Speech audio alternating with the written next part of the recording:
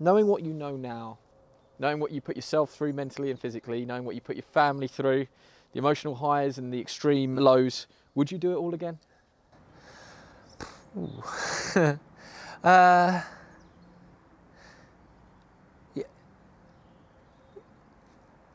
Another turning point, a fork stuck in the road. Time grabs you by the wrist, directs you where to go. So make the best of this test and don't ask why. It's something unpredictable, but in the end is right. I hope you had the time of your life. I'm going to now call it a day. You know, I've succeeded. I've everything's ticked off the bucket list. I'm going to leave the table with something still there, and maybe try and find a new goal, a new challenge, a new path. For a long time now, I've known that I was going to keep going until the wheels came off, until something went wrong, and obviously going out to Jeddah and losing to Callum Smith was. It went wrong. You know, if I'd won that fight, then maybe I might have had one more, but likely I would have just called it a day at the very top. Instead, I still feel I'm going out, you know, at the top of my game, you know, fighting on the highest stage, albeit a loss, but definitely the right time for me now.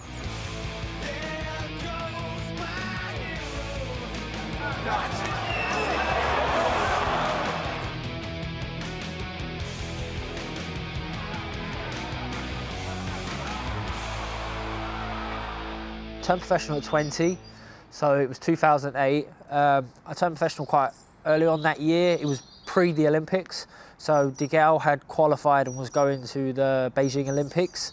That gave me the ump. So I was like, right, well, I'm going pro. Do you think the fight's too soon, James? For him? Yeah? Maybe, yes. What do you think? I'm going to say how it is. Too soon in what sense, Johnny? It's happening now. It's got to happen now. I'm mandatory for the British Otherwise, title. he's I'm gonna going to get beat him beat. now. I could have beat him when we Otherwise, turn he's gonna pro. get I'll beat knocked him out by now, someone and I'll else, beat him in a just like couple of years' Anderson had him out time. on his More is feet. going to be.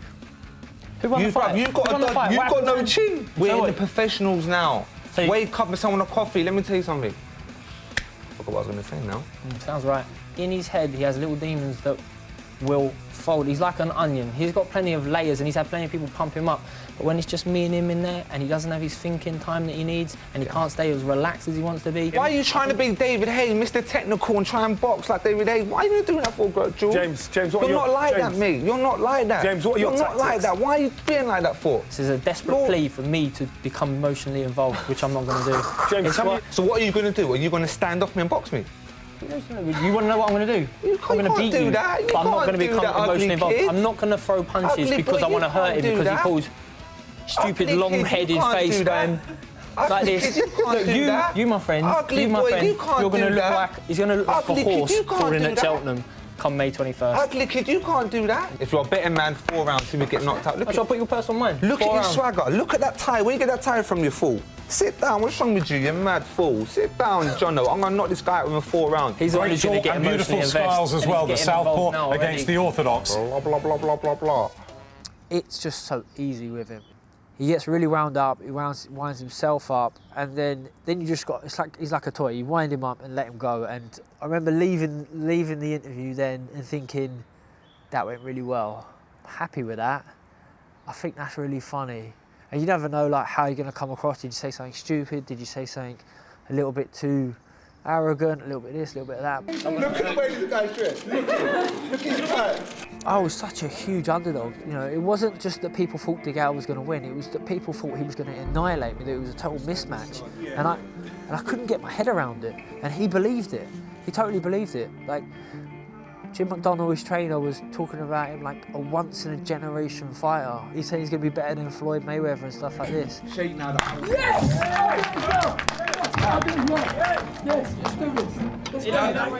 And I just, in my head, I was like, there's no one pulling them on this ludicrous rubbish that's coming out. But it's the power of authority, because he convinced a couple of high-profile people who were knowledgeable people that sided with it, and then that just became, that was it. And it was like an infection, it just spread. Infuriated me. I wasn't particularly comfortable with the game plan. because it was, you're going to nick this win, you're going to nick rounds and therefore win. Didn't sit right with me for a long time, but they're your coaches, you've got to listen to them. It was Adam Booth's idea, we go with it, and it paid off. The clear intentions was to put James to bed, you know, to beat him. I wasn't going to have the satisfaction of standing and having a punch up with him because that wasn't the game plan, but to beat him, to knock him off his high horse, to prove to everyone that, you know, I'm the man.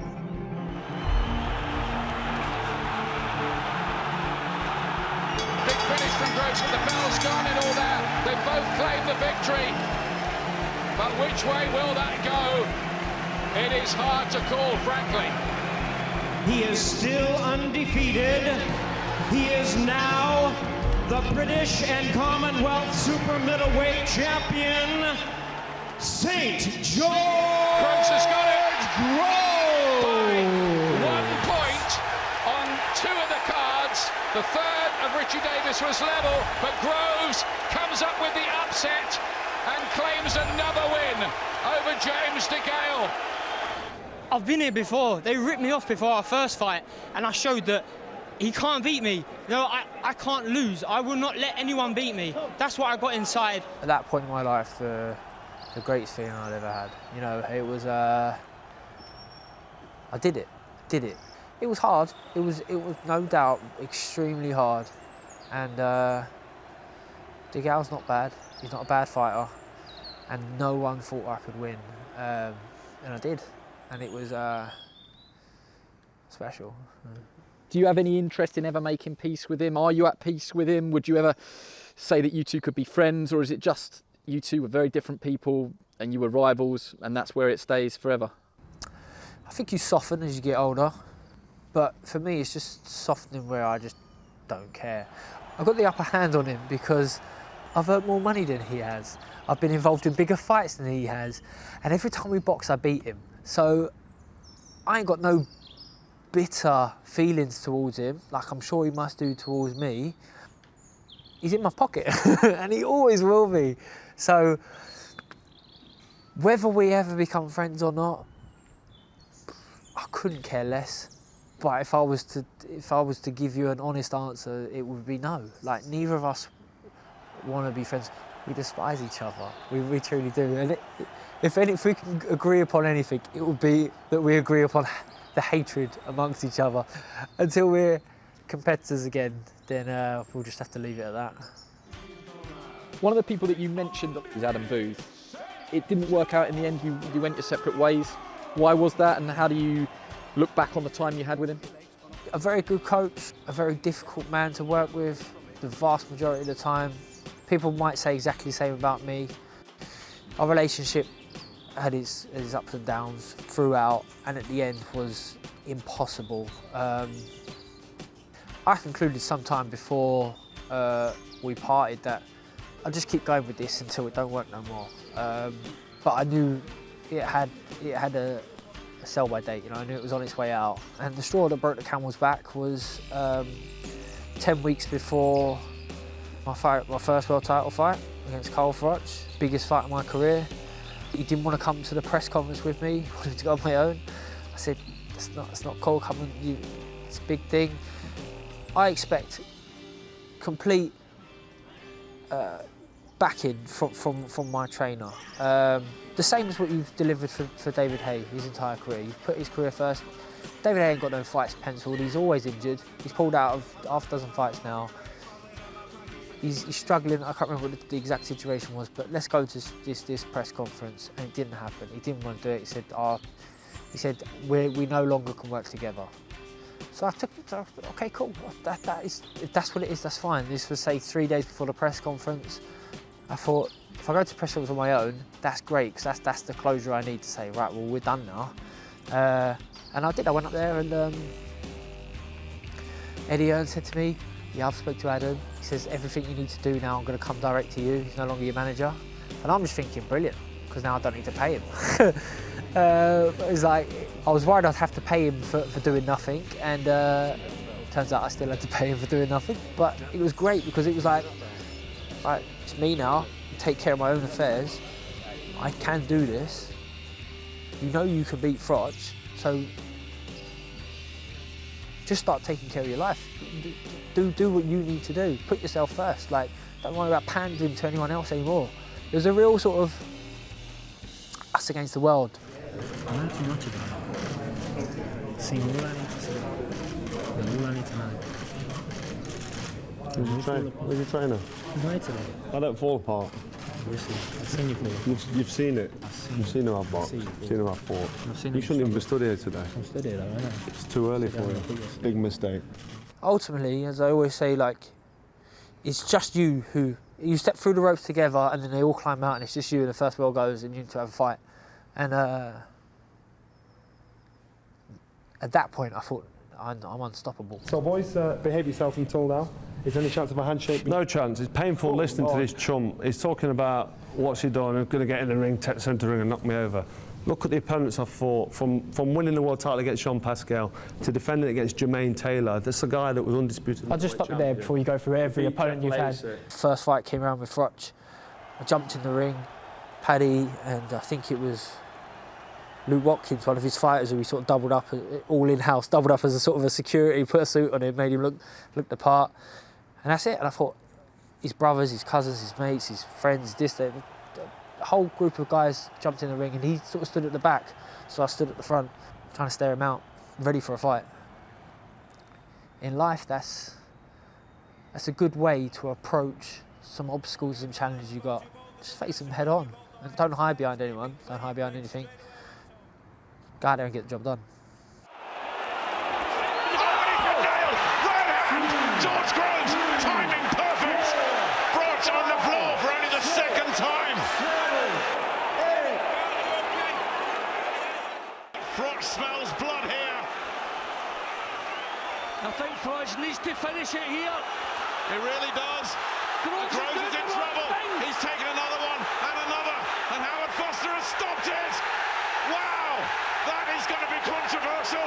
Oh my! Why are you just? Oh, that's a bad stoppage. That's Very, very bad. That's a bad stoppage. stoppage. Honestly, I probably never really recovered from that first fight. I sum it up as I lost the first fight, but thought I was a world champion. Just didn't have the belt to show it. But what do you make of that ending? Yeah, I thought it was a fair enough stoppage. There was times where, you know, I hit him with 2 shots at the end, and I felt I had a couple of more free shots on him. How do you feel towards Howard Foster? He stopped a fight that you didn't think you should have been stopped in, and the general consensus was that you shouldn't have been stopped. There's an argument that without Howard Foster, you might not have gone on to box at Wembley Stadium in one of the biggest fights Britain's ever seen. It's all hypotheticals, you know. Don't get me wrong. I wish he hadn't stopped that fight that night, you know. Who knows what I could have gone on to do. I don't believe that I wouldn't have secured a rematch. It wouldn't have been at Wembley Stadium. But I would have been the A side of the card. I'd have been pulling strings. I'd have took an 80% cut of the profits. But maybe I'd have lost the plot after that. Or maybe Froch would have thought, nah, this ain't for me. And I would have fought the mandatory, which was James DeGale. And I would have got knocked out by James DeGale in front of 80,000 people. And that would have been 10 times worse. So who knows? Like, it is all hypotheticals. I can't be thankful to Howard Foster for stopping that fight. But I can only really just accept it for what it is. I have no sour feeling towards Foster, you know. He hasn't got a particularly easy job. I don't think he'd done it with any malicious intent. He was just heavily influenced by the build-up. You can only describe him as a caring person because he gets accused of jumping in too early far too often. It's a tough job. It's an emotional job. You know, if it's the other way around, you know, who knows? But definitely made the wrong call that night. You know.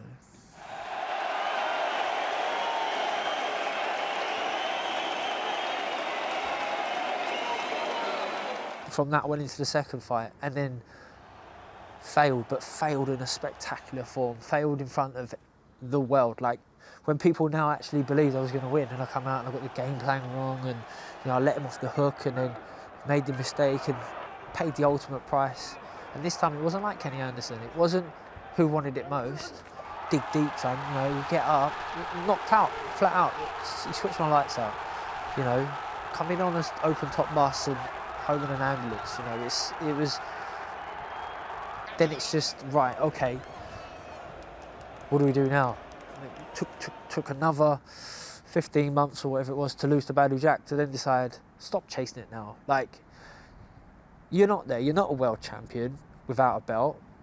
You didn't make it to the top of the mountain. You know, I saw a very intelligent chap explained it to me once. He says, like, you think you're at the top of the mountain with your flag, but you still got 30 feet to go. So don't tell everyone you've climbed Everest, because you haven't. You know, you need to, and now you need to start again from the bottom. You've loitered around there too long.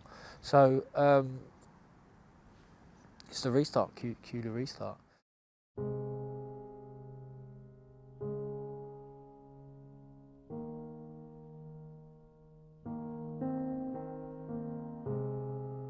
Eddie Goodneck was left in there far too long. He should have been pulled.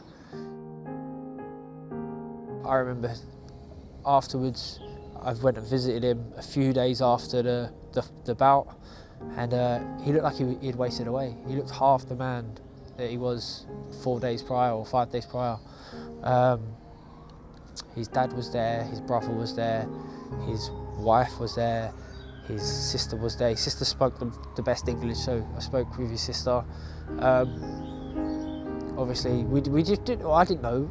I still didn't know what was the situation. What's going to happen now? Is he going to come round? Is he not? It was sort of all brought home. You know, straight away at the same time. Come on top of you. I felt like it was like it's a bit hard to breathe here, and the family were lovely. Like they just said, look, we know this is sport. This is it. Like, we understand. But I changed. I changed after seeing him. I mean, I changed after the fight. The fight didn't feel right. I didn't ever want to be part of this. I didn't sign up for this. So, but it's boxing. It's boxing. It's boxing. What can you do? Sometimes it's just out of your hands.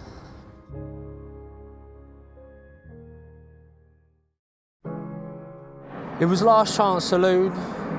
I wouldn't have been capable of coming again. Like, I had 3 failed attempts, and they had sort of taken a lot out of me. I just felt that I couldn't leave the sport without becoming a world champion. Like, I'd never forgive myself. I decided in the build-up that this would be just another fight. Keep telling yourself, just another fight, just another fight, just another fight, just another fight. You've had plenty of fights, you've won plenty of fights, just another fight. Don't let the occasion get to you, don't put too much pressure on, don't put any bad omens on it, don't do this, don't do that, just another fight. I had my ring walk, Tom O'Dell, loved that guy. Yeah, I thought this is gonna be, it's gonna get someone one day, it's gonna be me, I'm gonna watch it back and then get a tear in my eye sort of thing. Nailed the ring walk, really happy with that. We got the manager's office, we had our own little changing room, we were pulling every string we possibly could. The fight starts and it's harder than I thought it was going to be. It was so hard. I mean, the guy was so strong. Like, I just couldn't believe how strong he was. For me, which was the only comfort, was that I could land on him. Like, he wasn't hard to hit, just that hitting him didn't seem to bother him. And I could hear him woozing as the body shots were going in, thinking, well, if I get hit with a body shot, I don't feel it till 4 rounds later. I'm assuming this dude's the same. Hopefully it is 4 rounds later and it's not 15 rounds later, I'll run out of time. But he started to slow down, and then 3rd round he breaks the jaw. Right, that's okay. Didn't tell no one, just sat down in the corner. Shay goes, take my gum shot out. I was like, nah, leave that. Because I didn't want to panic him. Like, you know what I mean? It's like, I'm the one who's had the broken jaw. I know what it's like to have a broken jaw. Just walk it off, it'll be all right, don't worry about it. It's fine, just don't get it no more, because that's going to start to really hurt in about 8 minutes' time. 4th round, he cuts from every eye, and that's when I started to panic a bit, because I'm thinking, always had the philosophy, you get cut, don't touch it, because the referee will stop it. But this time I was like, I ain't really got much else to lose. I'd rather see him than just fight with one eye. So I was wiping the blood out my eye. At that point, you are thinking, maybe it's just not meant to be. Like, you ain't necessarily done nothing wrong, but you like to walk around thinking that you've never done anything wrong, and you just ain't been your time yet. Maybe it's never going to be your time, mate. But stick with it. 5th round was good. I feel like I got a real foothold in the fight in the 5th round. Started to sort of control and dictate the fight. And 6th round, come out quite early on into the 6th round. Shane tells me in the corner to bring the right hand into play, and just a quick drop back right hand momentarily stuns him, and I think it is only momentarily, but we just keep punching. He's really going for it here to body and to head. Big moments here for Groves, and Chudinov's got to suck it up. He's going to have to throw back here. Steve Gray taking a close look, and George Groves. Really good work here from George Groves. Chudinov in desperate trouble there, but hanging in. So close. 1:50 left in the round, and Groves has got his dream! Finally, he becomes a world champion! St. George thrills the Sheffield fans! I found myself, I learned a lot about myself along the way. I'm proud of myself in a lot of the way I handle a lot of situations. I'm leaving boxing with, as I say, with a little bit left on the table, because now's the right time. Gives me more flexible time to spend with my family, but also a chance to maybe go on and be good at something else. That would definitely be the route, because I always crave to be, I like to be a bit different, a bit maverick maybe. The way that I've tried to do that is I've wanted to be creative. I've wanted to set trends, be the first, be pioneering. Hasn't always paid off, but I'm happy where I am now. So I wouldn't have had it any other way. As I say, whether I could do it again, I don't know.